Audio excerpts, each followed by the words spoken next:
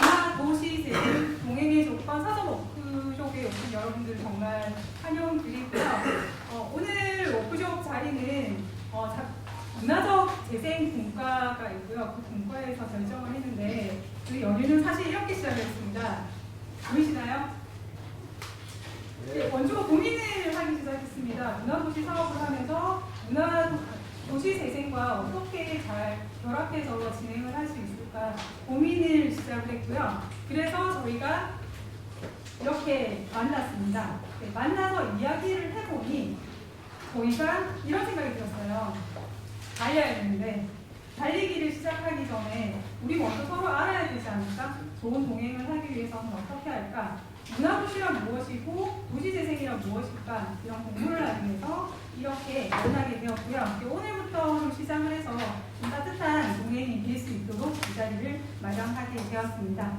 본격적으로 시작하기 전에 정규성 경제문화국장님 모시고 인사 말씀 듣고 시작하도록 하겠습니다.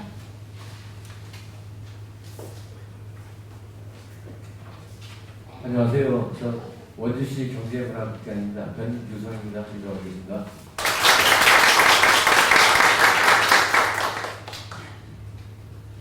우리 원주가 문화도시로 이제 지상을 하고 있습니다. 근데 12월 29일인가요? 27일인가요? 발표가? 12월 7일. 원래 11월 달에 하려고 했다가 조금 연기된 걸로 아는데, 그래서 12월 말에 우리 원주가 전국에서 5개 정도 선정하려고 하는 문화도시에 들어가서 이제 본도시 사업을 내년부터 하게 되기를 정말로 기대하면서 저희 여러 가지 예비 사업을 비롯한 그 노력을 정성껏 추진해 왔습니다. 무엇보다도 이 자리에 계시는 우리 지역의 문화인들께서 앞장서 주셨고 감사의 말씀을 드립니다.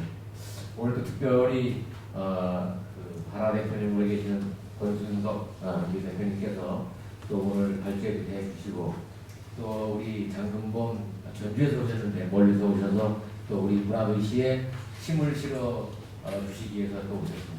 오늘 이 자리에 또 시의회 의원님도 오시는데 우리 안정민 시의원님도 오셨고 또 아마 다른 의원들 몇 분 아마 더 오실 것 같은데 또 의회에서도 의원님들께서 적극적으로 이 문화도시 사업에 관심을 기울여 주셔서 저희가 큰 힘을 얻고 있습니다. 그 외에도 오늘 전도 의원님이나 또 우리 지역의 어떤 그 문화계의 중요 그 포스트에 계시는 분들이 다 이렇게 참석을 해주셔서 정말로 감사의 말씀을 드리고 오늘 이 신원주 유람단 이 사업이 잘 추진돼서 정말 우리 그 원주가 금년 말에 문화도시로 선정되는 그런 쾌거를 이루는 그런 밑거름이 오늘 이 자리에서 태동되기를 기원하면서 여러분들 오늘 행사 준비를 위해서 애써주신 모든 분들 고맙다는 말씀드리고 또 우리 지역의 문화 발전을 위해서 항상 애써주시는 오늘 참석해주신 문화계 인사 여러분께 다시 한번 감사를 드리면서 인사해 가랍니다. 감사합니다. 그럼 첫 번째 시간 본격적으로 시작을 해보도록 하겠습니다. 전국에서 가장 바쁘신 분이신 것 같아요. 문화도시 컨설턴트이시기도 하고요. 문화적 도시재생 컨설턴트이시기도 한 문화도시와 도시재생을 아우르는 문화컨설팅 바라 권순석 대표님 모시고 문화도시란 무엇인지 도시재생이란 무엇인지 그 정책과 방향에 대해서 들어보는 첫 번째 시간 시작하도록 하겠습니다. 대표님. 네, 치셔도 됩니다.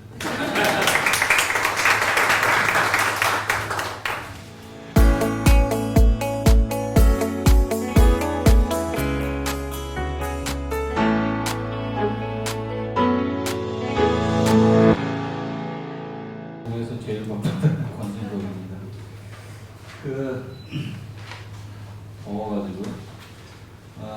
문화도시 사업하고 도시재생 사업 두 가지 큰 주제 가지고 유람 떠나신다 해서 저는 여기서 박수 쳐드리고 이렇게 손 흔들어 드리면 전주에서 픽업해서 가시면 되는 거 아닌가 이렇게 뭔가 이야기를 해야 되는군요. 사전에 우리 여기 사무국에다 여쭤봤어요. 어떤 분들이 오시고 어떤 목적의 자리인지 여쭤봤더니 문화도시와 도시재생과 관련된 워킹그룹들이 또 다른 지역 사례도 들여다보고 우리 원주 지역에서의 자기 역할을 찾는 데 좀 가능할 수 있는 이야기를 했으면 좋겠다. 너무 좋은 말인데 너무 어려운 말이죠.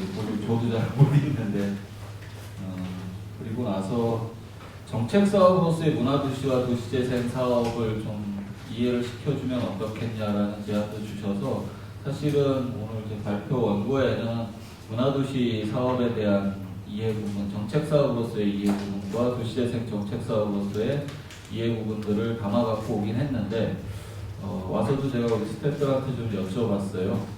여기에 이미 도시재생 영역에서 활동하고 계시는 분들은 도시재생에 대해서 누구보다 잘 아실 거고 문화도시에서 활동하시는 분은 또 문화도시 정책 사업에 대해 잘 아실 텐데 상호 토론을 하면 다 되지 않을까라는 생각을 했는데 그래도 이 두 가지 정책 사업의 연결점을 찾는 부분들을 좀 주로 저는 왼쪽이 좀 잘 나옵니다. 이야기해주면 어떻겠냐라고 말씀을 주셔서 생각나는 대로 좀 말씀을 드릴까 합니다.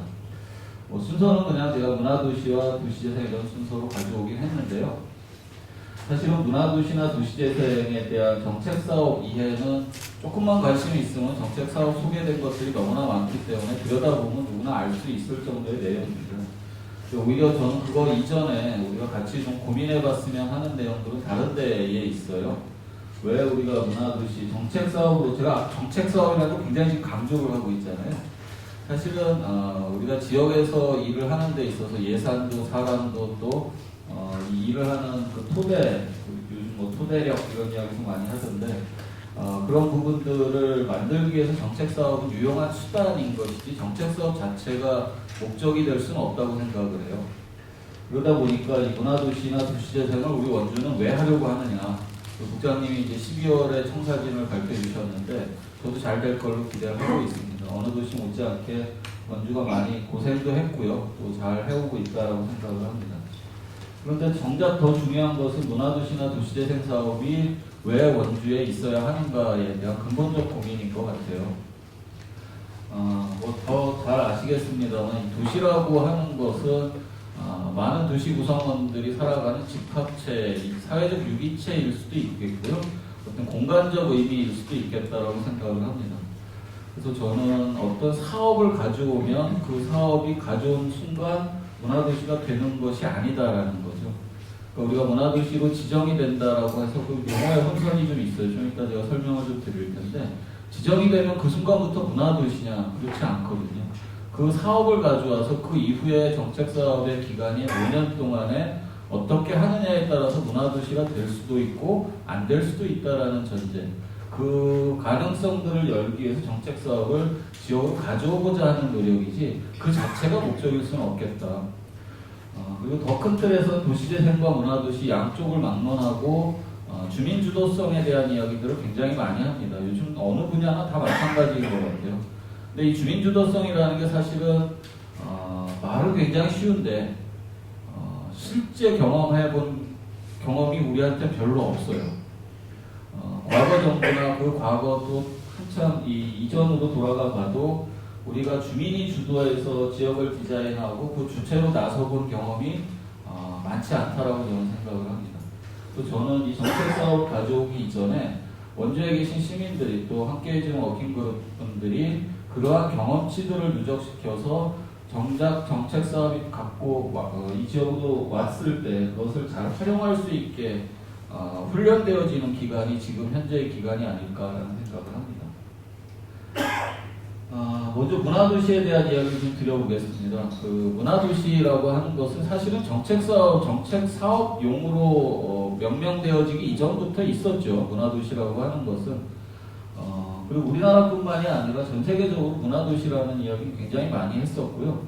정책사업용은 유행에 되게 민감한 것 같아요. 한동안 또 창조도시 이야기하다가 또 창의도시 이야기하다가 문화도시 이야기로 다시 가는 것 같기도 하고 내용들을 보면 다 그게 그거 같은데 사업명은 다 다르고 뭐 이런 과정들을 우리가 봤었습니다. 특히 유럽 같은 데에서도 유럽의 문화수도라고 하는 제도가 있죠.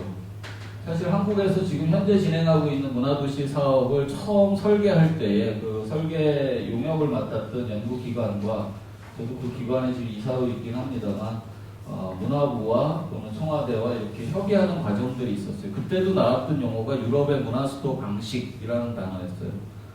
유럽도 문화수도를 지정을 합니다. 이미 우리보다 한참 이전부터 80년대 중반부터 쭉 진행을 하고 있죠. 그런데 결정적으로 좀 다른 게 있는 것 같아요. 유럽의 문화수도는 이미 문화도시를 문화수도로 지정을 합니다. 그러니까 문화적 자산들이 풍부하고요. 그 안에 주민주도력이라는 훈련되어진 시민의 힘 같은 것들이 존재하는 곳들. 그곳이 문화도시일 수밖에 없는 그런 힘들을 다른 지역으로 확산시키고자 문화수도를 지정해갖고 그 가치를 확산시키는 정책으로 저는 이해를 합니다. 근데 한국에서의 문화도시 사업은 좀 다른 것 같아요. 이건 좀 비판적 견지입니다.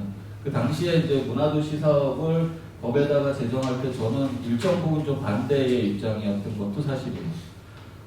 돈 200억을 도시에게 주면 문화도시가 되는 것일까? 라는 궁금함이 저는 여전히 남아있어요. 나쁘다는 게 아니라 돈 200억을 주면 어느 도시나 다 문화도시가 될 수 있을까? 문화적 삶을 살 수 있을까? 그 이전에 준비해야 될 것들이 더 있어야 되지 않을까?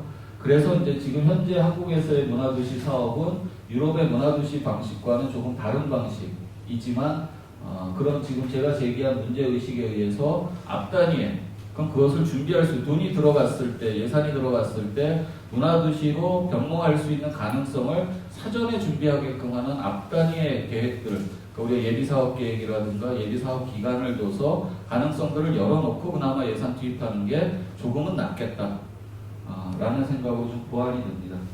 자, 유럽의 문화수도는 이런 과정들을 쭉 거쳐서 진행이 되어오고 있는데 한국도 이미 지금의 문화도시 사업 이전에 문화도시 사업이 있었어요.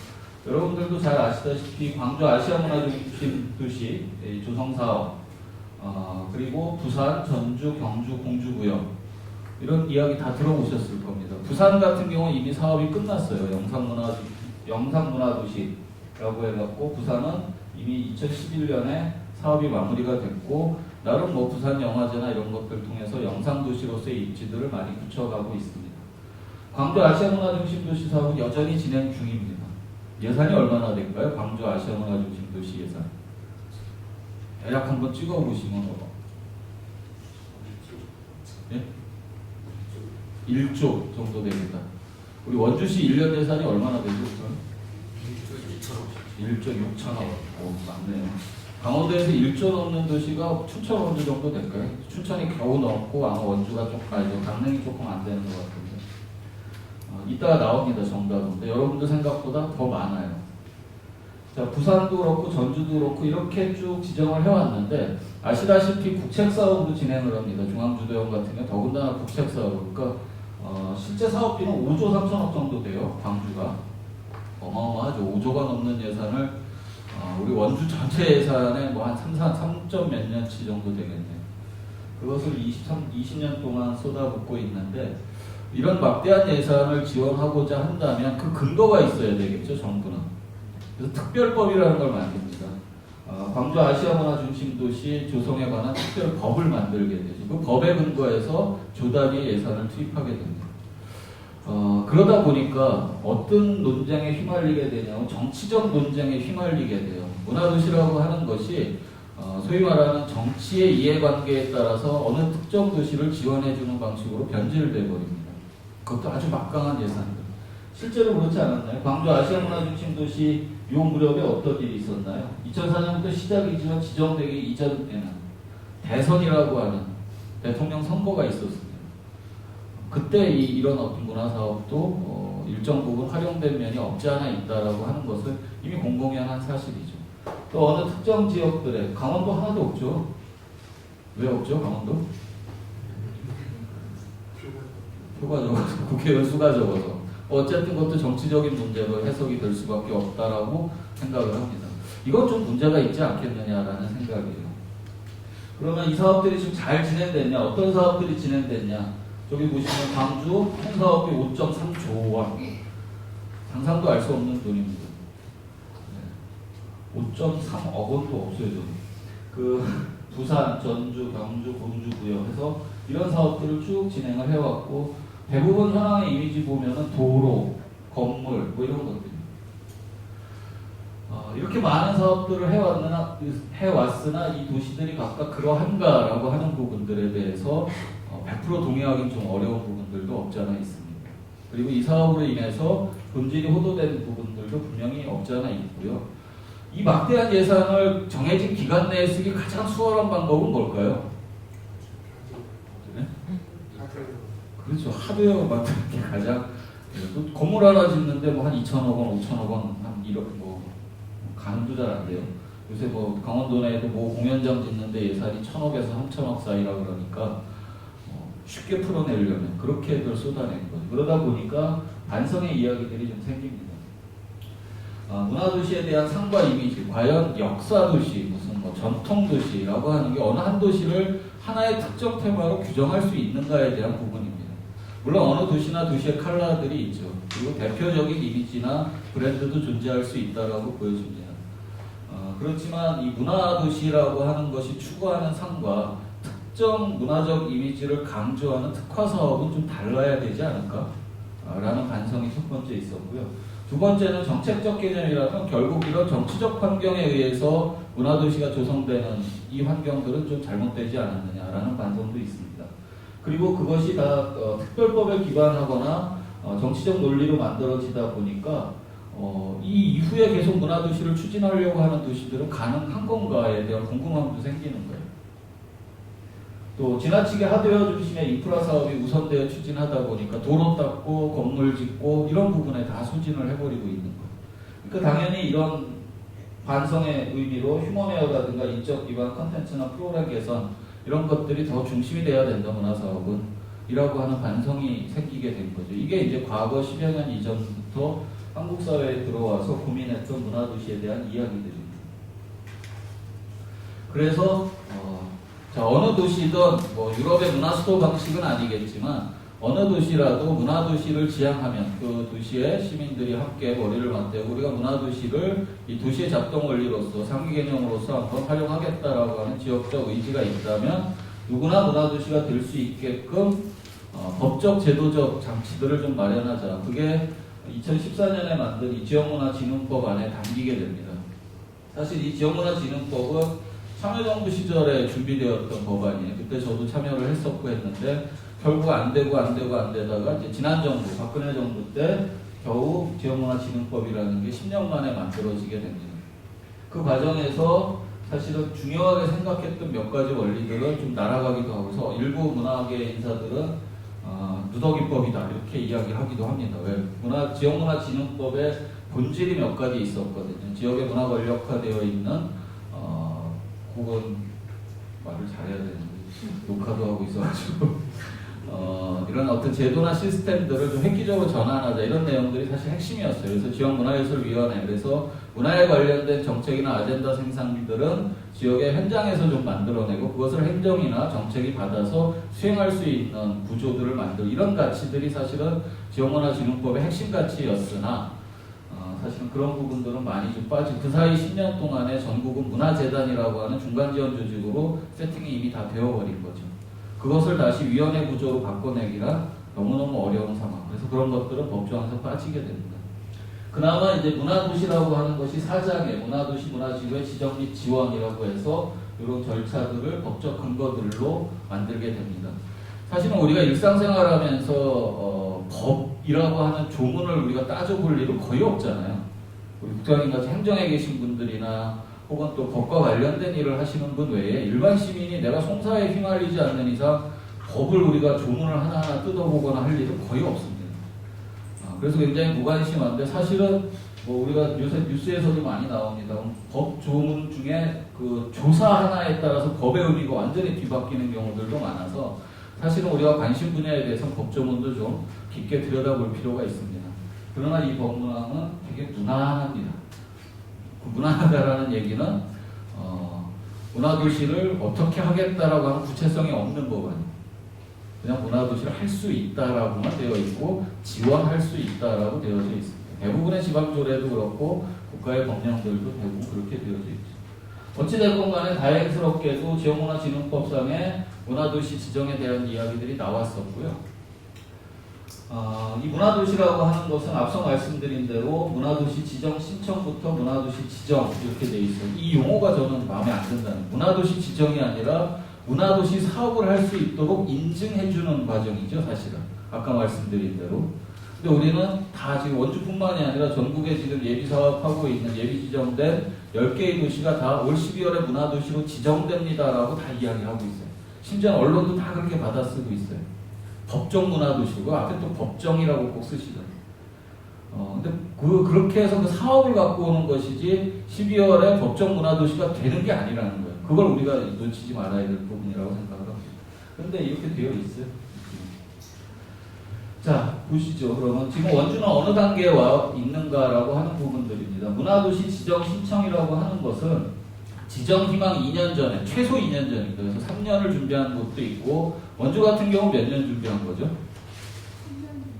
횟수로 3년, 그러니까 특화지역 조성사업 기준으로 하면 3년 차에 지정 신청을 하게 되고, 원주는 좀 빨리 움직였던 것 같아요. 그래도 이 앞단위의 예비사업 성격을 띠는 문화특화지역 조성사업이라는 사업을 이미 강원도에서 제일 빨리 원주가 그 사업을 갖고 와서 진행 중이었었고요.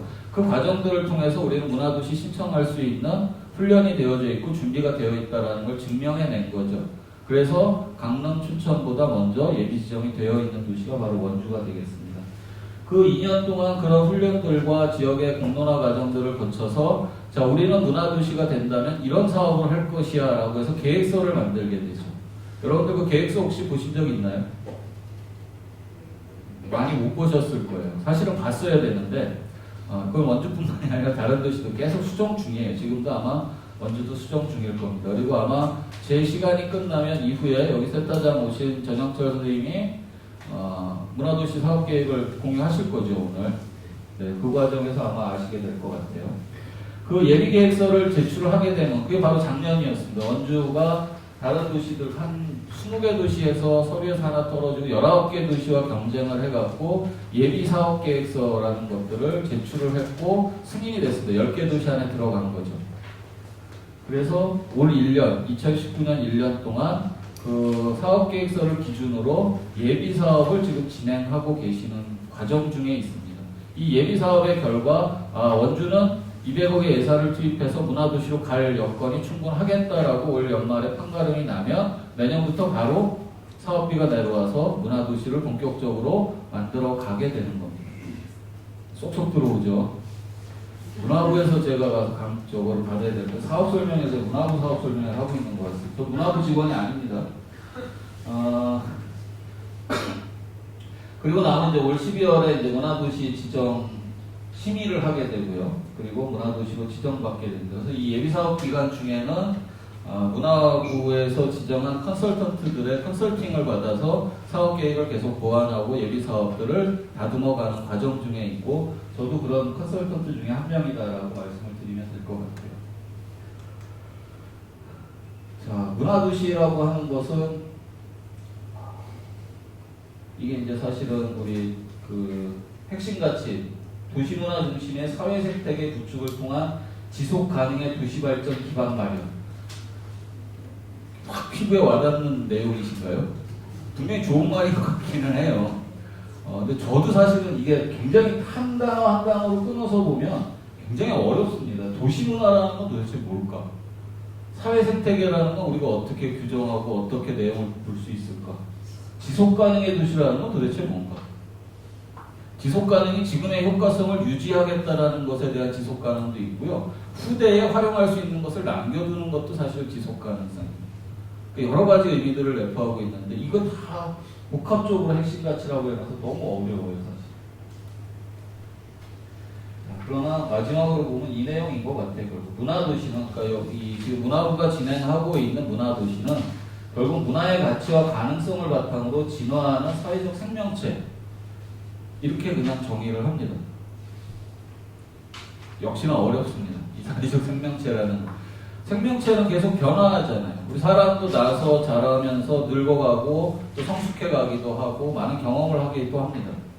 그 문화도 마찬가지죠. 어느 하나로 이렇게 고착되는 게 아니잖아요. 예전에는 아마 우리 여기 연대 있으신 선생님들 같은 경우에는 사회교과 때 이런 거 배웠을 거예요. 옆구리 찌르면서 강화도 그럼 뭐 같은 나오죠? 화문석 이렇게 나오고 담양 그러면 죽순 아니거든 대나무 이렇게 나온 그 도시를 하나의 단어로 규정하는 법에 우리는 익숙해져 있었죠. 그러나 그 도시들이 그렇게 규정이 되어지지 않는다는 거예요.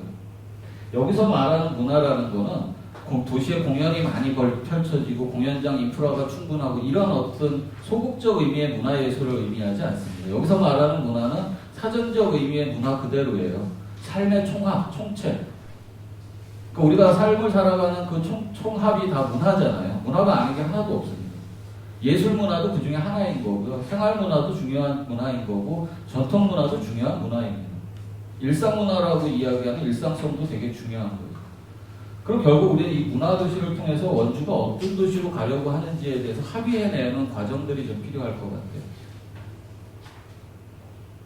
그게 뭐냐를 찾아내고 예비사업 기간에 동의해내고 그것을 증명해내는 과정이 올 1년의 과정들인 거죠.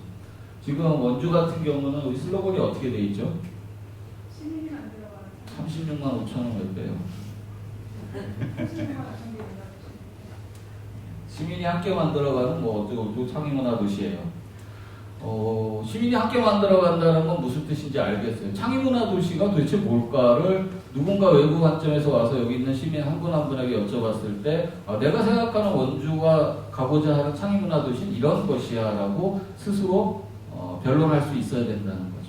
그게 과연 뭐냐라고 물었을 때 원주에서 말하는 창의문화 도시는 이런 것이다. 이건 누가 가르쳐주거나 사전적 의미를 정의해주는 게 아닙니다. 이 문화도시 사업이 그나마 긍정적인 요인 중에 하나를 꼽으라고 한다면 지역에서 합의한 내용을 인정한다는 거예요. 대부분은 과거의 정책 사업은 이미 중앙정부에서 정해놔요. 문화도시는 이런 것이야. 그러니까 이걸 할 수 있는 도시가 신청해봐. 그럼 거기를 줄게. 이런 방식이었잖아요. 그게 아니라 어떤 걸 하고 싶은지 지역에서 의견을 모아보세요. 그리고 그것을 하겠는데 그것이 타당하면 지원을 해드리는 방식입니다. 그러니까 주제나 내용이나 이것들에 대해서 전혀 관여가 없습니다.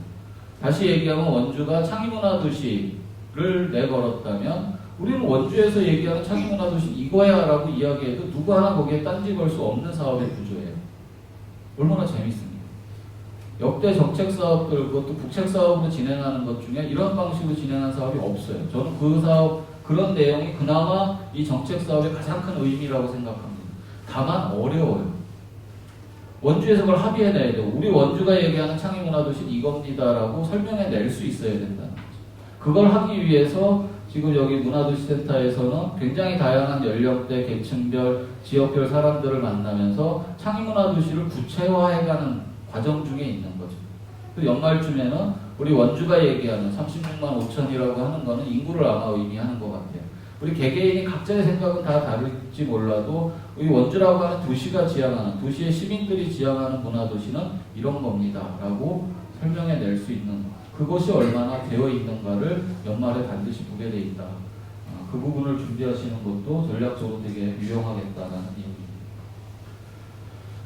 좀 넘어가도록 여기서 사실은 프로그램 활성화, 공간 활성화, 경제 활성화에서 도시와 마을 장소 가치 재창조 이런 이야기들이 나옵니다. 문화도시 사업의 기본 방향에 이 장소 가치 재창조, 재구축, 사회문화 활성화 이 단어들이 어딘가 익숙하지 않으세요? 도시재생에도 그대로 나오는 이야기입니다. 사실 장소가치라는 이야기 당연히 도시재생에서 나올 수밖에 없는 이야기고요. 경제활성화, 도시재생 뉴딜 사업으로 전환되면서 일자리에 대한 이야기 나오면서 경제활성화 이야기 반드시 들어가고요. 그것들을 하기 위한 사회문화 활성화 당연히 들어가 있죠. 결론이 먼저 나온 것 같아요. 문화도시 사업이나 도시재생 사업에 사실 공유 지점은 이런 데 있는 것 아닌가? 그렇다고 함께 할 수 있는 여지들이 굉장히 많은데 지원 트랙이 다르고 지원의 주체, 그러니까 운영의 주체가 서로 다르다 보니까 협업되어 도시를 놓고 고민하는 것이 아니라 사업의 영역을 놓고 각자 운영되는 방식이 지금 대부분의 다른 도시에서 하고 있는 일반론적인 방식들이다. 그거를 원주는 달리 생각하고 도시를 중심에 놓고 사업의 영역 주체들이 모여서 이 도시를 함께 디자인해 간다라고 하는 전략적 모습들을 보여내는 것이 문화도시를 지정되는 데 있어서도 굉장히 유리하다라는 부분입니다. 또 하나 문화부가 아쉬운 건 뭐냐면 예산이 없다는 겁니다. 앞에 광주 같은데 5.3조 원 이래놓고 갑자기 문화도시 해놓고는 얼마죠? 지금 이게 우리 선정되면 200억입니다. 200억 굉장히 큰 돈이에요. 저는 평생 만져도 아마 못 볼 돈일 텐데 왠지 좀 궁색해 보이지 않나요? 5점 몇 조 원 하다가 200억 그러니까 그 200억을 한 방에 주지 않아요. 그 200억 중에 100억은 어디서 나옵니까? 절반은 원주가 내야 될 돈이에요. 그리고 강원도가 좀 더 이렇게 따오셔야겠죠. 그래서 5대 3대 2로 가든 5대 2대 3으로 가든 어쨌든 원주 시민들의 세금을 같이 보태서 200억이에요. 그걸 몇 년에 걸쳐 쓴다 그랬죠? 5년이면 그 최대 200억입니다. 우리가 되면 무조건 200억이 아니라 최대 200억이에요. 그 200억을 5년으로 나누면 연간 얼마나 되죠? 40억 정도 됩니다. 최대 40억. 건물 하나도 못 줘요. 공연장 하나 질 예산이 안 돼요, 사실. 굉장히 그 도시마다 지금 문화도시 만들자고 전국이 지금 난리도 아닌데 막상 내용을 들여다보면 우리 국장님 현장에 계시면서 여러 가지 정책 사업들 해보시고 우리 또 신 선생님도 저 원주시 계실 때 많은 일들 해보셨지만 연간 40억 사업이 그렇게 큰 사업인가요? 뭐 생각하기에 따라서 다를 수 있겠죠. 40억이 적은 돈일 수도 있고 많은 돈일 수도 있는데 사실은 요새 그 읍면동의 그 중심지 활성화 사업 같은 경우만 해도 동네 하나에 80억 이렇게 주는 거거든요. 그런 거 비해서는 사실 도시 전체를 이야기하면서 연간 40억의 예산을 투입한다는 거는 그것도 도시 전체 앞에 근사하게 얘기했잖아요. 뭐 사회적 생명체니 도시의 근간을 바꾸자니 이래놓고 정작 예산은 40억. 굉장히 허무해지는 거예요. 그러니까 저희도 열심히 이야기를 하다가도 그 40억으로 뭘 할 수 있을까라고 생각을 해보면 암담해집니다. 하나는 분명하죠. 이거 갖고 하드웨어적인 접근은 절대 할 수 없겠다. 그러니까 이 40억을 가지고 무엇을 어떻게 바꿀 것인가. 사업, 물론 이제 결국 그 40억의 예산은 사업이라는 걸로 귀결이 되겠습니다만 이 사업을 도시 전체를 대상으로 한 모든 사업을 다 40억 갖고 할 수가 없잖아요. 1조 몇천억을 갖고 써야 되는 원주시인데 40억 갖고. 그래서 연계사업이라고 하는 부분들을 많이 강조를 합니다.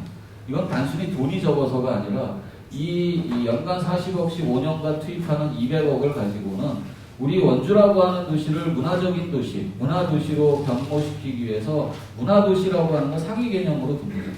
이 여기서 말하는 문화도시는 문화예술, 예술문화뿐만이 아니라 생활문화 이런 문화뿐만이 아니라 복지, 교통, 환경 다 해당이 됩니다.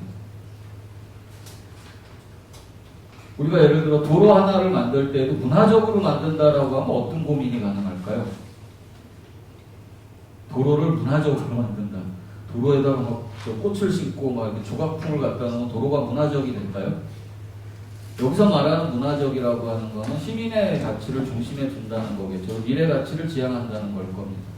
기왕이면 생태적이고 환경적인 도로를 좀 만들고 조금 더 미래적인 상황에서 시민들이 어떤 환경에 맞게끔 할 것인지를 과정을 시민들과 함께 설계해 나가고 만들어 가겠다. 이건 뭐냐면 정책의 방향을 제시하는 거예요. 문화적 방향. 그런 용도의 사업으로 설계하는 것이 좋겠다라는 겁니다. 근데 대부분 지금 현재까지의 200억 사업 계획의 내용을 보면 그래서 우리 지역의 예술인들에게 뭘 하겠다, 뭐를 어떻게 만들겠다 해서 대부분 휘발되어 버리는 사업으로 설계가 많이 되어져 있어요. 그래서 이 문화도시 사업을 조금 상위 개념으로 두고 도시재생이라고 하는 건 이따 말씀드리겠습니다만 도시재생 하드웨어를 반드시 같이 다루게 되어져 있죠. 그런 부분들과 시너지 나게 또 복지예산, 교통예산 이런 것들을 그래서 지난해에 선정된 10개 도시 중에 5천억대 규모의 사업계획을 낸 도시가 하나 있어요. 우리 200억대 사업계획을 냈죠. 거기에 이제 플러스 연계사업해서 도시재생 사업 200억 좀 이렇게 붙여갖고 많아야 1,000억이 안 넘을 겁니다. 근데 5천억 사업 계획을 낸 데가 있어요. 그것도 5년 계획이 아니라 20년 계획으로. 김해가 그렇게 냈어요. 4천억인가 5천억 규모. 그건 뭐냐 하면 김해가 무슨 돈이 많아서 그런 게 아니라 기존의 많은 사업들을 문화적 접근 방식들로 해나가겠다. 이건 문화도시 사업이다 해서 연계사업을 다 거기다 붙였어요. 그 과정을 만들어내는 게 굉장히 어려운 거죠. 지금 김해가 먼저 예비 단계 이전에 그걸 했고요. 천안이 도시재생과 문화도시의 연계 사업들을 그렇게 구성을 하고 있습니다. 매핑을 해갖고 이미 제시를 하고 있어요. 이제 원주는 오늘 자리 이후에 같이 많은 것들을 보고 토론하시는 과정에서 그런 결과물들이 이제 도출이 돼야 되는 거죠.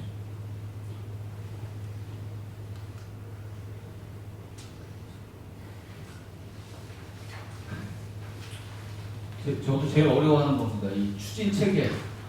추진 체계의 정답은 없습니다.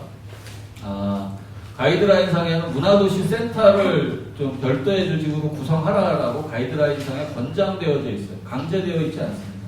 권장되어져 있습니다. 원주는 문화도시 센터를 구축을 하신 거죠. 그러나 사실 내막으로 들어가다 보면 엄격한 의미의 문화도시 센터가 만들어진 곳은 거의 없습니다. 예를 들어 문화도시 센터라고 하는 법적 위상을 갖춰놓은 데가 아직 없어요. 원주도 마찬가지죠. 원주도 임의조직이죠. 조례에 근거한 임의조직이지만 매년 보조금의 형태로 사업이 돌아가야 되는 거고, 도시재생센터 같은 경우에는 국토부에서 만든 법령에 의해서 그 근거를 갖고 도시재생센터가 만들어지잖아요. 조금 달라요. 이건 사실은 우리가 고민할 게 아니라 문체부가 오히려 고민해서 그 위상을 만들어줘야 되는데, 또 지역마다 원주는 문화재단이 있음에도 불구하고 문화도시센터를 독립을 시킨 케이스고, 또 어느 도시는 문화재단 내에 문화도시 사업을 편제시켜 놓은 곳도 있습니다. 혹은 도시재생과 문화도시센터를 같은 공간 내 협업구조로 만들어내려고 지금 하고 있는 곳도 있어요. 그 유형은 도시마다 상황마다 다 다르다는 거죠. 핵심은 뭐냐면 함께 가라라는 이야기입니다. 함께 할 수 있는 여지가 그 지역 상황에 어떻게 거버넌스 구축이 잘 되어 있는가가 핵심 부분일 것 같아요. 도시재생 따로, 문화도시 따로, 그 다음에 뭐 문화재단 따로, 이런 조직을 원하는 건 아니죠. 왜냐하면 아까 말씀드렸듯이 도시 차원에서의 문화를 고민하자라고 하는 사업의 취지 때문에 그렇습니다.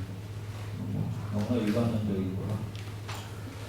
자, 해서 보면 2년 전에 신청을 해갖고 5년간 사업하면 한 7년 정도 되잖아요. 근데 그 이전에 또 준비해야 되는 단계가 있어요. 이 문화도시 사업을 한 10년 정도로 예상을 합니다.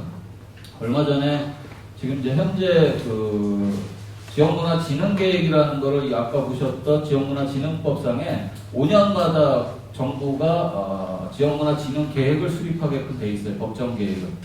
그리고 그 법정계획 기본계획이 나오면 지역은 그것을 기반으로 해서 지역의 시행계획을 짜게끔 돼 있습니다. 그건 의무사항이에요.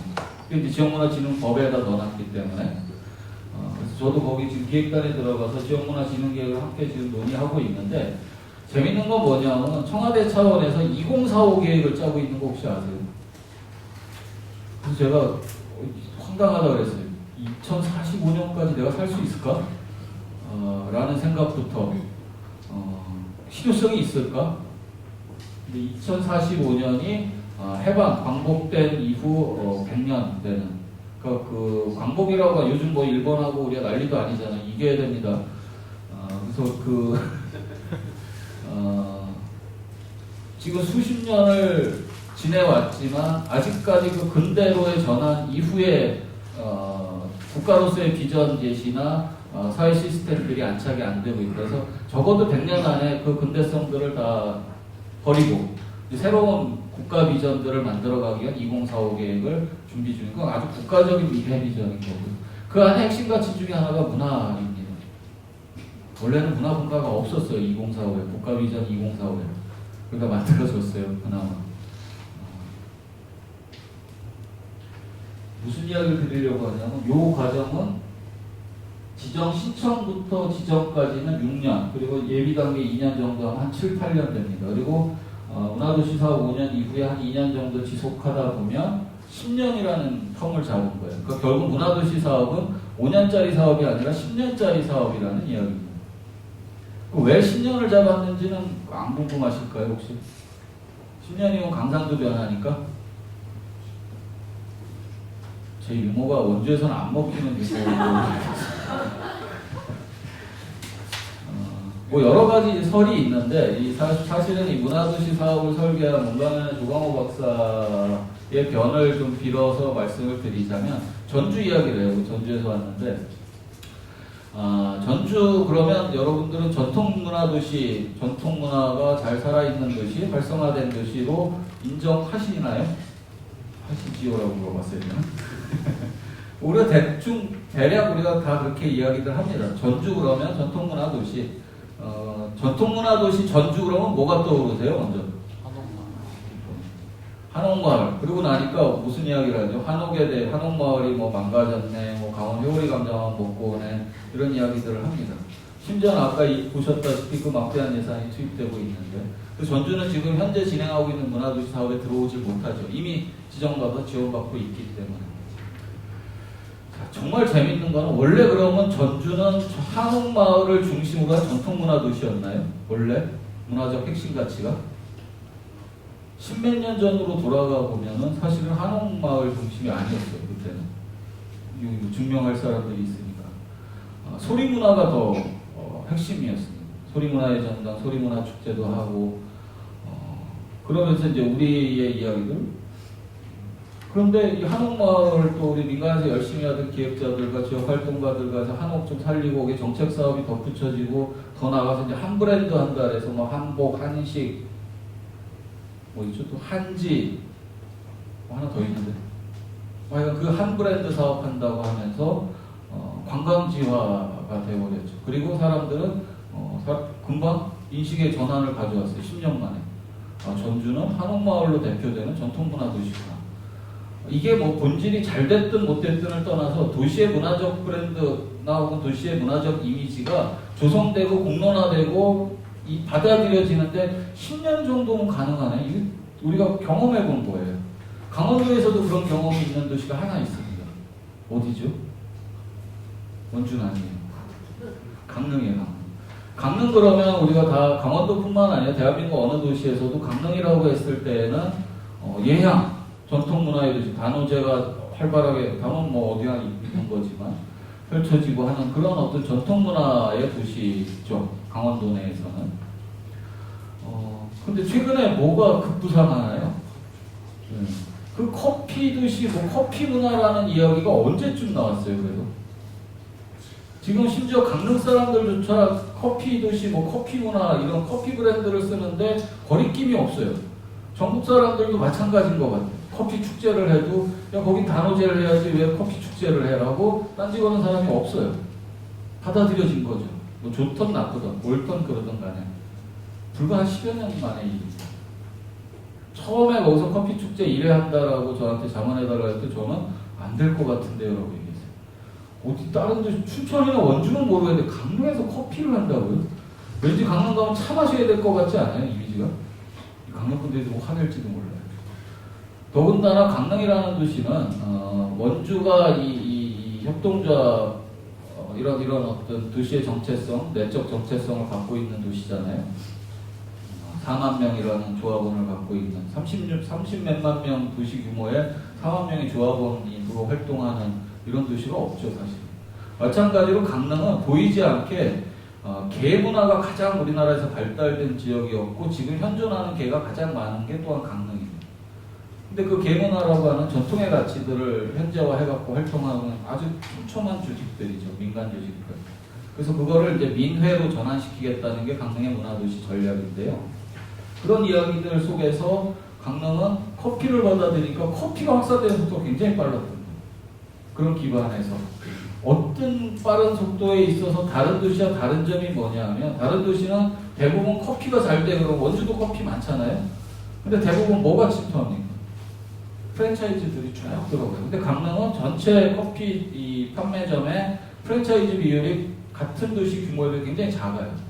대부분이 드립커피와 커피를 나누는 문화 자체, 그러니까 커피를 문화로 받아들인 거죠. 이건 한번 우리가 참고해 볼 필요가 있다고 보여요. 그러나 그 시간은 한 10년 정도 되더라, 결과론적으로 본다면. 그럼 원주가 앞으로 지향하려고 하는 땡땡 문화도시가 있다라고 한다면 한 10년 정도, 지금 벌써 한 2, 3년 차 온 거죠. 앞으로 한 7년 정도 뒤에는 우리가 원주에서 한 번도 상상해보지 못했던, 저는 사실은 원주에 우리 지금 계시지만 예전에 관광가도 없었어요. 기억나시죠? 그래서 우리가 되게 특이하다고 했거든요. 대부분 어느 시골 지역을 가도 지자체의 부서명에 관광가 하나씩 다 있어요. 근데 원주는 관광가가 없었어요. 불과 한 10몇 년 전에만 해도, 10년 전만 하더라도. 근데 지금 최근에 뭐 저 소금다리니 아니 소금다리인가 소금다리가 아닌데 출렁다리 예 소금산 출렁다리부터 해서 여기 뭐 시티 투어도 하는데 잘 되든 못 되든 간에 그 안에 뭐 내막적으로 들여다보고 비판하시는 분도 있고 찬성하는 분도 있으시겠습니다만 어쨌든 원주가 관광에 대해서 관심을 가지고 원주에서 관광이 가능하다라는 것들이 만들어지는데 불과 몇 년이잖아요. 그런데 그 현상만 보지 말고 그게 가능했던 앞단위의 배경을 보자는 거예요. 일단 행정은 정책적 의지를 가져야 돼요. 관광 과라는 걸 만들어야 되는 거고 그 일을 전담할 수 있는 기구가 필요한 거고 지역의 관광가나 관광 자원들이나 혹은 인문 자원들을 관광 자원화할 수 있는 고민들을 이런 토대들이 있었기에 관광도시로의 전환도 가능한 거잖아요. 문화도시로 와보시죠. 사실 원주가 문화도시 말 잘해야 되는데 사실 강원도 그러면 춘천, 원주, 강릉을 항상 얘기하고 원주에 왔으니까 원주, 춘천, 강릉을 늘 이야기합니다. 도시로 봤을 때 세 개 도시에 5개 시군이 합쳐져서 대부분 3개의 번역으로 강원도를 이해를 많이 하죠. 그런데 가장 문화적으로 취약했던 데가 어디입니까? 과거 한 10년 전으로 돌아가서 원주 분들은 인정 안 할지 몰라도 대외적으로는 춘천 예술의 도시, 뭐 강릉은 전통 문화의 도시 이렇게 돼 있었어요. 원주 그랬을 때 문화도시로서 아무런 이미지나 그려지는 게 없었죠, 사실. 그렇다고 기저에 깔린 활동이 없었나요, 원주에? 한지문화제나 이런 거 할 때 주민 참여나 시민 활동과 참여 부분에 있어서는 단연코 춘천, 강릉보다 많았어요. 그러니까 그 기저가 있었다는 거죠. 거기에 이제 문화재단, 뭐 잘하는 것도 있고 잘못하는 것도 있을 겁니다. 행정의 의지라든가 정책적 의지들이 실리고 거기에 시민들이 결합하고 또 축제라는 것들 통해서 붕업시켜내고 하면서 어느 순간 그걸 저는 어떻게 증명해 보이냐면요. 강원일보, 도민일보의 지면에 문화 키워드를 넣었을 때 기사의 비중을 보면 엄청나게 달라진 걸 저는 체감해요. 과거에 문화면에 원주 기사가 문화면에 별로 없었어요. 강릉 많이 나오는 거 최근에 특정인 얘기가 많아요. 그러니까 모 기자가 글로 가가지고 많이 써주기도 해요. 대부분 춘천이 많이 나왔었죠. 그러나 최근에 그 비율이 비등비등해요. 그 원주가 별로 없어요. 강원일보에서. 아, 원주가요? 강원일보. 네, 오석기 부장이 잘 못하네요.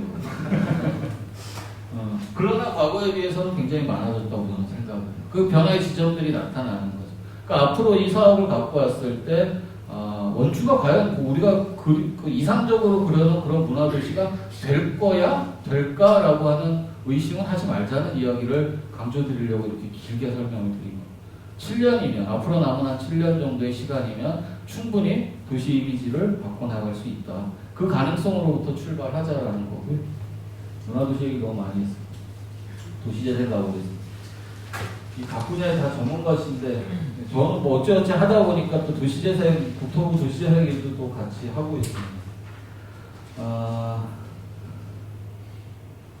우리가 마찬가지 도시활성화, 쇠퇴하는 도시를 다시 재활성화하자라는 거잖아요. 결국 핵심은 거기 경제적, 사회적, 물리적, 환경적 이거 다 뭐 문화도시가 했던 이야기들이 같은 이야기들이 그리고 실제 국토부의 도시재생 뉴딜 사업을 들여다봐도 그 안에 주민공동체성들을 키워내고 활동의 근거들을 만들어내고 하는 것들은 문화 쪽에서 말하면 다 문화사업이에요. 그리고 하드웨어 만들어내는 것도 뭐 주민공간을 만든다거나 앵커시설을 만들어내고 하는 것들 보면 다 문화적 접근들을 요구하고 있습니다. 실제 그러하든 안 하든 간에. 결국 서로 다른 사업이 아니라는 거죠. 원주가 좀 얕게 굴자라고 하는 포인트가 여기에 있습니다. 원주는 국토부에 한 200억 여기 원주가 몇 개 됐죠? 도시재생? 한 군데 됐나요? 박성동 쪽에 있죠. 계속 따오실 거 아니에요. 올 하반기에 또 신청하실 거고. 그럼 이게 200억이 될 수도 있고 400억이 될 수도 있고 1000억이 될 수도 있습니다.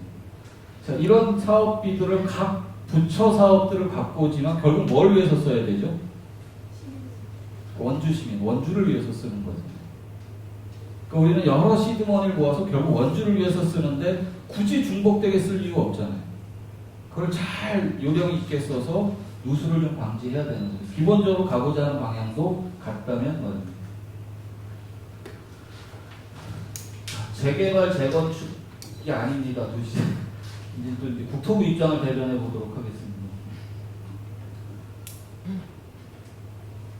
개념이나 말이나 이 설명문은 다 그럴듯해요. 실제가 그러한가가 좀 답답한 현실이긴 한데 어쨌든 기존의 도시정비 사업이라는 것들을 도시재생 사업 그리고 지금 현재는 도시재생 뉴딜 사업으로 바꿔온 거죠. 주체, 대상, 방식 면에 있어서 바꿔온 겁니다.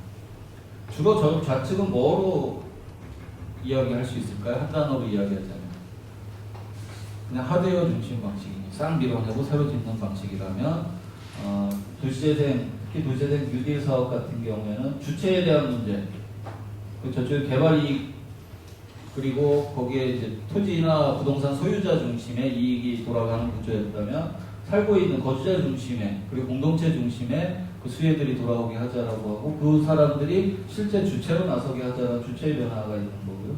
대상과 관련돼서도 마찬가지입니다. 인구 감소나 지역 경제, 세태, 물리적 노후와 이 세 가지가 사실은 다 맞물려야 도시재생 지역으로 선정이 되는 거죠. 자력 기반 요소 공공지원이 필요한 세태 지역, 종합적 기능 개선 및 활성화, 물리적 환경, 사회적 환경, 경제, 문화 등 이렇게 되어 있습니다. 하드웨어 중심에서 바뀌었다는 거죠. 결국은 도시재생 뉴딜 사업을 통해서 얻고자 하는 건 네 가지로 축약이 됩니다. 주거복지 실현. 저 주거복지 실현은 사실은 효율성, 경제성 따지면 아파트 짓는 게 더 나은 거 아니에요? 그래서 저게 어떤 방식이라는 게 앞에 빠져 있는 거죠. 여기서 말하는 주거복지라고 하는 것은 지금 현재 내가 주거하고 있는 것보다 나은 환경들이 조성되는 것이죠. 그것들을 통해서 또 다른 피해자를 양산하는 방식이 아니어야 된다는 대전제가 있는 거고요. 도시경쟁력 향상, 사회통합, 일자리 창출 이거 다 문화도시에도 문화도시 가이드라인의 4개 사업 영역이 다 똑같이 단어는 조금씩 달리 쓸지 모르지만 같은 이야기를 하고 있습니다. 이 근간에 뭘 통해서 바꾸자라는 거지 문화도시는? 문화적 접근을 통해서 바꾸자는 겁니다. 주거환경도 마찬가지고 주거복지도 마찬가지고요. 도시경쟁력도 마찬가지입니다. 상권 활성화하려면 어떻게 하면 됩니까?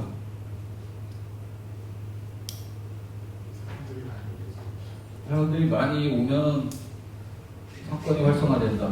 맞는 말이죠. 기본적으로. 사람이 꼬여야 돈도 도는 거죠. 그러니까 우리가 1차원적으로 생각하면 여기다가 문화를 대입시킬 때 대부분 어떻게 하냐면 문화 이벤트를 많이 해서 사람들이 많이 오면 상권이 살 것이야 라고 이제 전제를 합니다. 그래요? 그렇지는 않아요. 보니까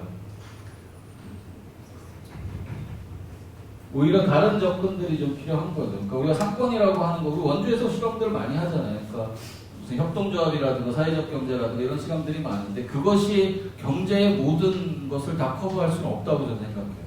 사회적 경제가 대한민국 경제를 다 커버할 수 있을까요? 그렇지는 않습니다. 그러니까 공공경제 영역이 있고요. 사회적 경제 영역이 있고 또 뭐가 있죠? 시장경제 영역이 있고요. 생활경제 영역이 있어요.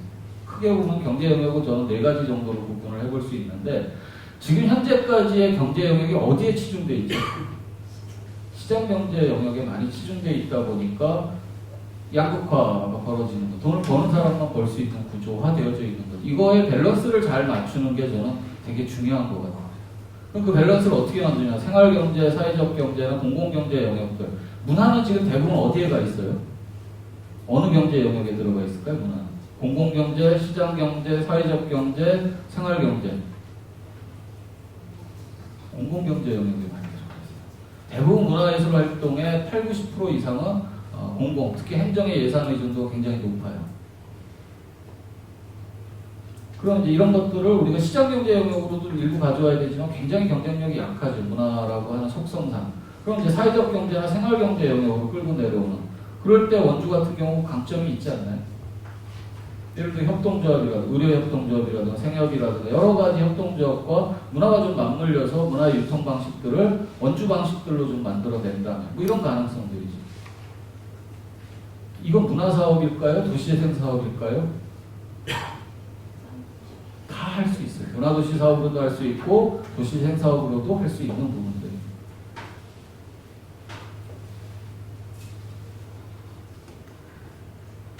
자, 기존의 도시재생 사업은 몇 년 전에 도시재생이 됐던 또 최근에는 또 도시재생 뉴딜이라고 하니까 되게 혼란스러워하세요. 형식적으로 이렇게 바뀌었대요. 중앙주도에서 지역주도로. 그러나 여전히 중앙주도인 것 같아요. 중앙의 가이드라인과 법을 넘어서기가 어렵고 그 법이나 가이드라인이 현장의 니즈를 아직까지 못 쫓아오고 있는 것 같아요. 그래서 아마 도시재생 센터에 계시거나 현장지원센터 하시는 분들은 굉장히 현장에서 많이 어려워하실 겁니다. 저 역시도 마찬가지예요. 오늘 아침에도 회의하다가 열불이 나서 죽는 줄 알았어요. 바뀌었다고 해요. 어쨌든. 그래서 이제 지역으로 좀 밀어내겠다는데 현재까지 바뀐 건 어느 정도냐면 기존에는 도시재생 지역을 선정하는 권한을 다 중앙이 갖고 있었죠. 그러나 지금 소규모 재생 같은 경우는 광역에다 넘겨줬어요, 권한을. 그게 이제 중앙에서 지역으로 넘어왔다라고 표현하는 것 같은데 이 지역으로 넘어온 걸 어디까지 내려야 되죠? 주민, 그러니까 운영 방식, 그러니까 운영의 가장 수혜자이자 주체자까지로 내리는 것까지 와야 사실은 지역 주도가 완성이 되죠. 문화에서는 이 이야기를 달리 표현합니다. 문화 분권을 넘어서서 문화 자치까지 가자는 이야기를 하죠. 그 분권, 뭐 행정에서도 마찬가지예요. 분권을 넘어선 자치 이야기를 합니다. 그 중앙이 갖고 있던 예산과 권력의 그 집중들을 지역으로 넘기는 걸 분권이라고 해요. 권력과 권한을 나눈다라고 해서 분권이라고 합니다. 근데 나눴더니 지역의 행정이 다시 그것을 주도한다면 이게 뭐 주체만 달라진 거 중앙정부였던 게 원주시가 된 것 뿐이지 사실은 민주도라고 하는 건 여전히 요원한 상태인 거예요. 아직은 그 단계에 와 있어요, 우리나라. 문화 영역도 그렇고 도시재생 영역도. 이거를 어디까지 내리자? 주민주도 영역. 그러니까 행정용어로 치자면 주민자치 영역. 문화 영역에서도 문화자치. 여기서 말하는 문화자치는 뭘까요? 지역의 문화활동가들이 혹은 워킹그룹들이 활동하고자 하는 의제들을 발굴해내면 그것을 행정이 수용해서 정책으로 만들거나 사업으로 만들어내는 방식. 이게 이제 주민주도 방식, 문화자치의 방식이겠죠. 근데 여기에 착각들이 좀 있는 것 같아요. 그럼 지역에 계신, 예를 들어 예술정책 하나만 놓고 보면 지역의 예술가들이 공연장 다 지어달라는 공연장 지으면 될 거 아니냐? 라고 할 수 있어요. 혹은 도시재생하면서 이런 거 있죠. 우리 주민분들께 다 물어봐요. 1000명이 1000명한테 다 물어봤더니 우리는 이게 다 필요 없고 도서관, 뭐 마을 도서관, 무슨 코워킹 이런 거 다 필요 없고 우리는 여기다가 노인정 하나 지면 돼. 혹은 여기다가 뭐 하나 만들어줘. 주차장 하나 만들어줘. 이럴 수 있잖아요. 그럼 주민들이 원하는 거니까 주민자치하고 풀풀이 가자라고 했으니까 그대로 그럼 가면 될까요? 여기서 많은 혼란들이 생기죠. 현장에는. 문화현장도 그렇고 도시재생 현장도 그렇고. 전 이렇게 생각합니다. 예전에 제가 철원에 가서 축제 컨설팅 할 때 철원에 계신 분들이 1회를 굉장히 축제를 주민주도로 잘 만드셨어요. 그랬더니 철원군에서 1억 5천인가 예산을 갑자기 2회째 지원을 합니다. 그래서 2회 구경을 딱 갔더니 8천만 원짜리 무대를 세워서 24시간 가까이 트로트 가수가 공연을 하고 있는 거예요. 그래서 이게 1년 만에 왜 이렇게 됐지? 그래서 여쭤봤더니 그 이장님하고 축제위원장님이 동일인이에요, 사실은. 그분이 뭐라고 이야기하시냐. 1회 끝나고 2년차 준비하자고 노인의 분들, 청년의 부녀에 만나고 계속 토론을 했는데 힘들어서 못하겠다라는 이야기를 하더라고요. 왜? 거기서 수익이 나도 다 마을 기금이득을 F분의 1로 나누지 않거든요. 농촌의 특성상. 그런데 그 떼약볕에 나가가지고 그 고생하는 게 너무 힘들다. 나도 좀 재밌자. 그래서 위원장님이 물어보셨대요. 그럼 뭘 하고 싶으세요? 그랬더니 내 평생 DMZ 적경지역에 살면서 텔레비 나오는 가수 한 번 본 적 없는데 그런 것도 좀 불러와. 나도 좀 재밌게 놀게. 그랬더니 이제 이장님이 부를 수 있는 최대치가 어디였던 거죠? 모 케이블 방송에서 제안서 들어온 게 하나 있었던 거예요. 자, 여기다 우리한테 8천만 원을 주면 우리가 무대도 세우고 가수도 불러오고 케이블 방송으로 24시간 방송 내보내면 홍보도 될 거예요. 근데다가 누가 원했어요? 주민들이 원했잖아요. 그 이장님은 선택했다는 거예요. 저는 거기다 대고 욕을 못했어요. 왜? 그렇게 하자라고 저도 강조하고 다녔으니까. 주민이 원하는 거 하자고 했는데. 그런데 몇 년 지나서 제가 생각이 조금 바뀌었어요. 그게 다가 아니에요. 뭐냐면 선택의 권한을 주민에게 주는 건 맞습니다. 근데 주민이 선택할 수 있는 선택의 폭이 한정적이라면 첫 번째 해야 될 건 권한을 넘겨주기 이전에 선택의 폭을 넓혀주고 선택하게끔 해줘야죠. 그분들은 평생 그것만 보셨으니까 무시하는 게 아닙니다. 자기 생각 범주 안에만 있는 거예요. 도시재생도 마찬가지, 문화도시도 마찬가지. 내가 아는 범주 안에만 갇혀 있는 거예요. 여러분들이 왜 전주까지 가가지고 유람단을 하시려는 거예요? 지금 우리가 갇혀져 있어서 볼 수밖에 없는 이 한정적인 바운드를 좀 넘어서 보자는 거잖아요. 다른 이야기도 들어보고 눈으로도 좀 보자는 거 아니겠습니까? 그거 보고 내가 선택할 수 있는 폭이 넓어진 안에서 여러분들에게 선택의 권한이 간다면 훨씬 더 좋은 선택을 하실 수 있겠죠. 그게 저는 센터나 도시재생센터의 역할이라고 생각해요. 소위 말하는 중간지원 조직의 역할인 거죠. 근데 그걸 안 하죠. 어떻게 합니까? 일단 초안을 만듭니다. 그 변명은 이렇게 하죠. 주민들 보고 초안 만들려면 어떻게 만듭니까? PPT도 못 만드시는데. 그래서 그 초안을 어디서 만들죠? 용역해서 만듭니다. 저희 회사는 그 용역으로 먹고 삽니다. 확실히 웃음 포인트가 달라요. 그래서 이런 계획 막 PPT 갖고 와서 막 이야기합니다. 그리고 주민의 의견 어떻게 구하죠? 공청회, 설명회. 다 들으셨죠? 그리고 이대로 갑니다. 이견 없으신 거에 사인 다 하신 거예요. 그러고 와서 국토부 승인 받아갖고 갖고 와갖고 이제 사업하려고 주민한테 딱 보내놓으면 언제 나한테 그런 얘기 했냐. 제일 힘들지 않으세요, 그게? 이게 제가 이야기하는 문화적 접근 방식을 좀 바꿔보자라는 포인트입니다. 그리고 우리 중간지원 조직이 뭘 해야 되는가, 도시재생은 뭘 해야 되고, 문화도시는 어떤 그러니까 내 미션을 갖고 있는가, 역할을 갖고 있는가, 라고 하는 부분에서의 만남의 지점들인 것 같아요. 이건 뭐 다 아시는 얘기니까 좀 넘어가도록 하고요. 지금 원주가 어떤 형태에 들어와 있죠? 주거재생형, 일반근린형, 중심시가지형, 경제기반형? 일반 근린형, 요 근린재생형 요거 얘기하시는 거죠? 그럼 한 200억 내외 정도 되겠네요, 사업비가. 뭐 중심시가지형이 됐든 도시기반형이 됐든 이런 유형별로 나뉘는 거고, 이 앞 단위의 부분은 이제 지역에서 선정하는데 지역이 더 어려운 거 같아요.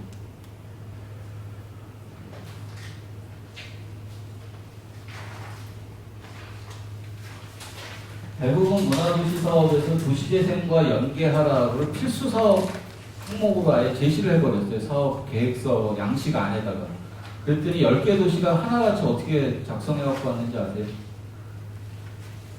원주도 아마 비슷하지 않을까 싶긴 한데 최종계획서 제가 못 봐도 이런 거죠. 자, 도시재생에서 어떤 건물을 리모델링 할 거예요. 이거를 문화공간으로 쓸 거예요. 하드웨어는 도시재생, 소프트웨어는 문화도시가 될게요. 이런 연계고, 이것도 연계고 협업사업인 건 맞아요. 근데 엄격하게 얘기하면 협업사업이 아니라 분업이죠. 협업과 분업은 조금 다른 것 같아요. 분업도 협업의 일종이긴 합니다.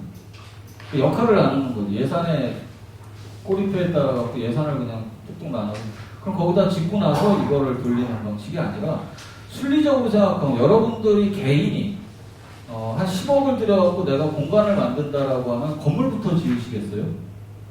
어떤 여기서 장사를 할 건지 임대를 줄 건지 아니면 내가 우리 가족들이 살 건지 용도를 먼저 정하지 않겠습니까? 그 용도 정할 때 아버지 혼자서 결정할까요? 엄마 혼자서 결정할까요? 여러 상황들을 고려하겠죠. 그리고 용도에 맞는 하드웨어를 짓겠죠. 이게 순리잖아요. 그런데 지금의 방식의 분업의 방식이라면 공간은 그냥 대항목만 공유합니다. 그 용도만 딱 그냥 정해집니다. 뭐 문화예술 무슨 공간, 그리고 돈은 그쪽에서 되고 만드는 것도 그쪽에서 입찰 비우고, 여기에 문화도시 쪽에서 관여할 여지가 1도 없어요. 요즘 아이들 말로. 실제로 그런 거는. 그래서 협업하시라고 했더니 그 증명서를 다 어떻게 문화도시에서 제출했냐 하면 MOU 맺은 사진을 다 제출하셨어요. 심지어는 모 도시 같은 경우 100개 기관과 MOU 맺은 리스트업이 그냥 쫙 어마어마합니다. 원주도 만만치 않게 많이 들어와 있어요. MOU 맺은 걸. MOU 사진 찍으면 협업이 되든가요? 우리 솔직해지시자고요. 거버넌스의 핵심은, 혹은 협업의 핵심은 뭐냐면 조직을 만드는 게 아니라 사업을 만드는 거예요. 공유하는 거, 사업을 공유하는 거예요. 같이 하나의 작은 사업이라도 같이 해보는 겁니다. 시작 기획부터 완료될 때까지 두 단위가 같이 한번 해보는 사업을 얼마나 많이 만들어서 그 경험치들을 축적하고 있느냐가 거버넌스의 핵심이에요. 근데 다 조직 만들려고 그래요. 조직은 어떻게 만들죠? 그림으로 만듭니다. 자, 문화도시가 제출할 때는 가운데다 문화도시센터를 두고 옆에다가 도시재생센터 두고 여기에 뭐 문화재단 두고 여기에 뭐 행정 두고 이렇게 그려놓죠. 그럼 가운데 있는 문화도시센터가 모든 것을 관할하는 구조인가요? 실제로 그렇지 않아요. 그리고 나서 이것을 증명하는 방식으로 각각의 기관들과 혹은 다 한꺼번에 우리는 이렇게 하기로 했어요 라고 해서 이런 자리 현수막 걸고 사진 찍고 이걸 우리는 했습니다 라고 제출하는데 어느 심의위원, 어느 검토단 컨설턴트 그걸 믿는 사람은 1도 없어요. 왜? 그게 안 되는 걸 우리가 너무나 잘 아니까. 오히려 그것을 효과적으로 증명해 내보이려면 두 개 기관이 어떤 단일 프로젝트로 어떤 과정을 거쳐서 어떤 성공하지 않아도 괜찮아요. 그 경험을 했느냐가 되게 중요한 거예요. 그 조직을 만들려 하지 말고 사업을 만들라라는 이야기 드리는 거예요. 문화도시와 도시재생 두 가지만 놓고 보더라고요. 근데 그 경험이 과연 있으실까요? 우리? 이제 해야 되는 거죠. 거창하거나 큰 거에서 막 저기 위에 7층 시어머니들이 있는 거는 시도하지 마세요. 몇 개월 안에 실험 못 해요. 우리 알잖아요, 그거는.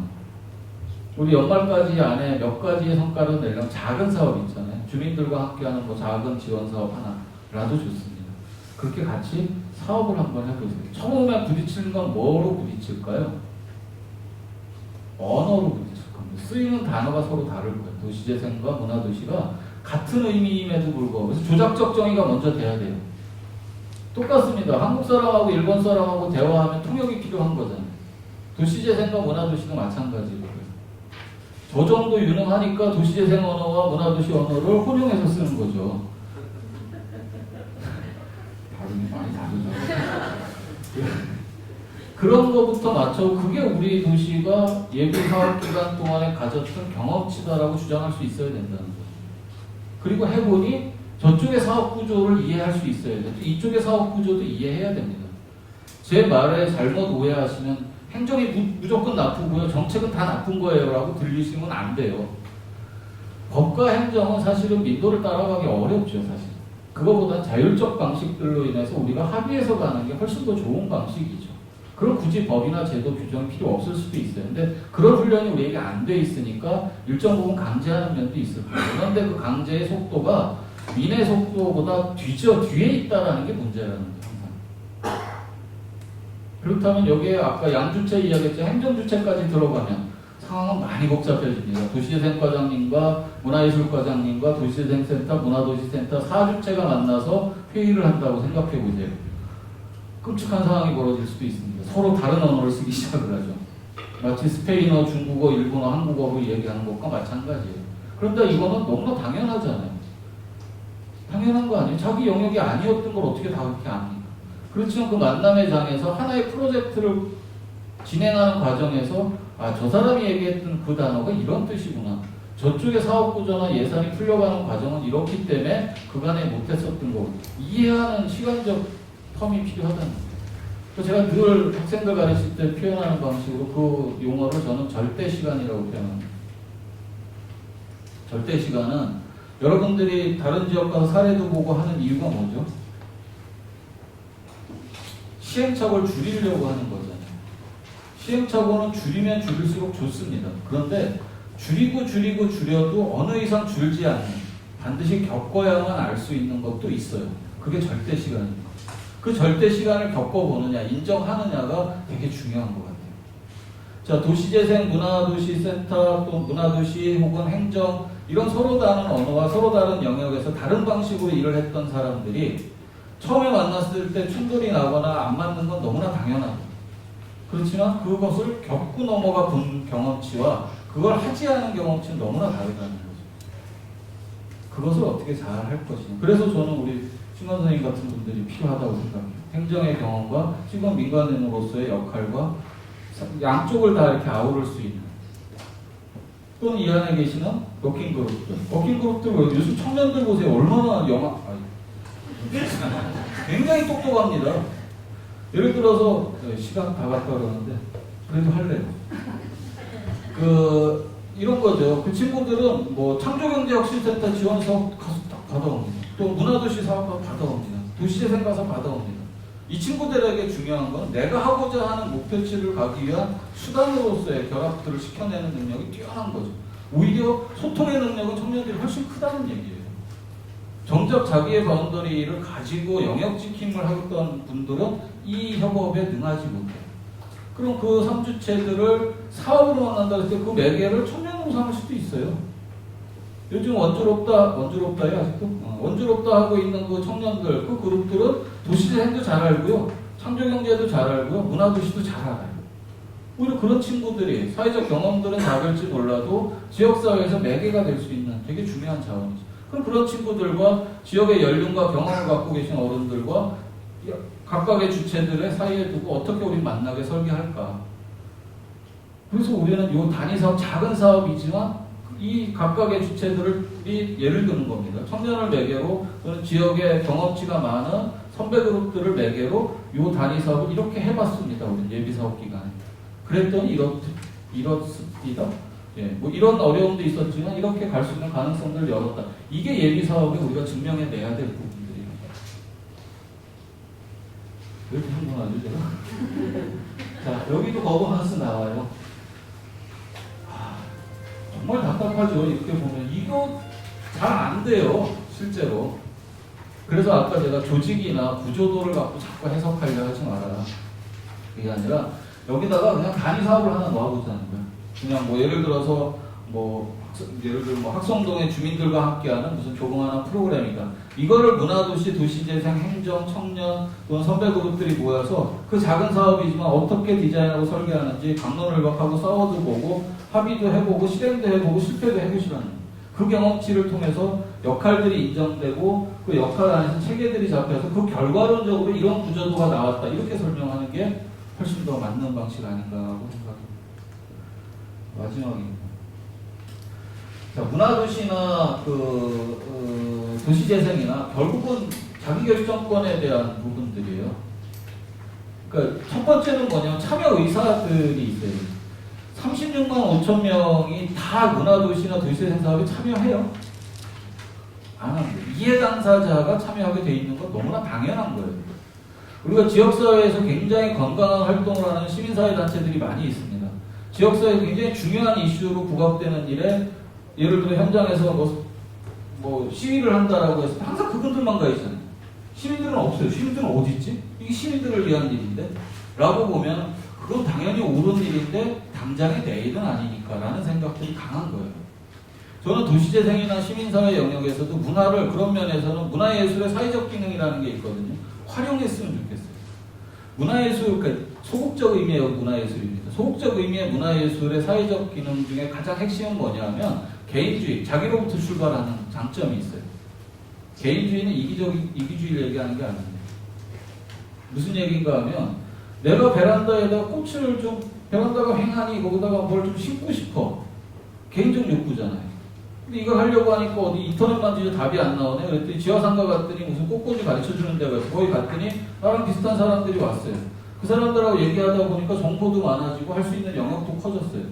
그래서 돌아왔다 보니까 같이 교육받았던 어머니가 나랑 같은 아파트 사네. 우리 아파트 앞에 보니까 공터가 있네. 야, 이거 같이 여기다 뭐 해볼까. 이게 개인적 욕구로부터 사회적 참여로 이렇게 진보돼서 나가는 거지. 정리할게요. 그런 과정이라는 거죠. 그래서 시민들의 참여를 독려해내는 데 있어서 문화예술의 사회적 기능들을 활용하는 건 되게 저는 중요하다고 보여집니다. 잘 활용하시면 좋겠고요. 마지막 결론. 그래서 저보고 오늘 여기서 핵심적으로 이야기할 수 있는 게 뭐냐라고 했을 때 도시재생과 문화도시가 왜 만나야 되는가는 정책 사업을 따오기 위해서도 중요하지만 실제 본질 찾아가는 데 있어서 중요하다. 그 경험치를 쌓으시라는 말씀을 드렸고요. 그걸 하기 위한 구체적 팁 하나만 정리해드리고 마무리할게요. 그걸 해야 되잖아요. 그죠? 이따 정 교수님 좀 짧게 하시라고 천안의 사례입니다. 천안도 똑같이 지금 원주랑 경쟁 구도에 놓여져 있어요. 천안이 그림 한 장을 보여준 적이 있어요. 되게 인상 깊고 가져오지 못했어요. 그쪽의 계획서이기 때문에. 이만한 종이에다가 자 도시재생에서 지금 하고 있는 사업들 쭉 나열을 했어요. 문화도시에 하고 있는 사업을 다 나열했어요. 또는 뭐 복지, 관광 다 나열해놨어요. 그러고 나니까 영역별로 이렇게 묶음을 하다 보면 오버랩 되는 부분들이 너무 많이 나오는 거예요. 그 오버랩이라는 건 뭐죠? 다 주민들이 한다고 다 청년들이 한다는 거예요. 예를 들면 청년이 만능이 아닌데 이것도 해야 되고 저것도 해야 다 해야 되는 거예요. 이 친구들은. 그러지 말고 이것 조금 조정을 하고 역할 조정도 하고 해서 전반적인 거를 일단 지역에서 돌아갈 수 있는 문화도시 도시재생 두 영역만이라도 테이블 위에다 다 늘어놓자는 거예요. 다 늘어놓고 나오면 이렇게 좀 묶음 만들 수 있잖아요. 단위사업으로 정리도 좀 될 것이고. 그래서 이 전체를 좀 조망하는 역할이 누군가에게 있어야 되겠다는. 그냥 사안 갖고만 우리가 이야기를 하면은 끝도 없이 맴돌 거예요. 전체 사업을 좀 한번 매핑을 해보자. 그리고 그 매핑 안에서 같이 할 수 있는 것과 중복되는 것을 좀 걸러내는 작업들. 그래서 하나의 좀 지도같이 문화도시와 도시재생이 함께 갈 수 있는 이 지도 같은 것들이 한 장만 일단 나와줘도 그걸 만드는 과정이 어떻게 있을지 우리가 짐작이 되잖아요. 그걸 만들기 위해서 각자의 사업을 꺼내놓는 과정, 조정의 과정, 합의의 과정들이 반드시 있어야 한 장의 그림이 나오지 않겠습니까? 그게 앞서 이야기했던 것의 결과물일 거예요. 간만에 땀 흘리면서 이야기했던 것 같습니다. 뭐 질문은 원체 잘 저희가 설명했으니까 없으실 거고요.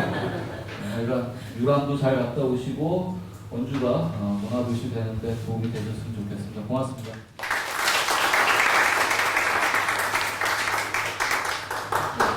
우리가 문화도시 사업과 도시재생 사업을 하는 근본적인 질문에 대한 답부터 맨 마지막 정말 깨알띠까지 수고해주신 권수석 대표님께 다시 한번 감사드립니다.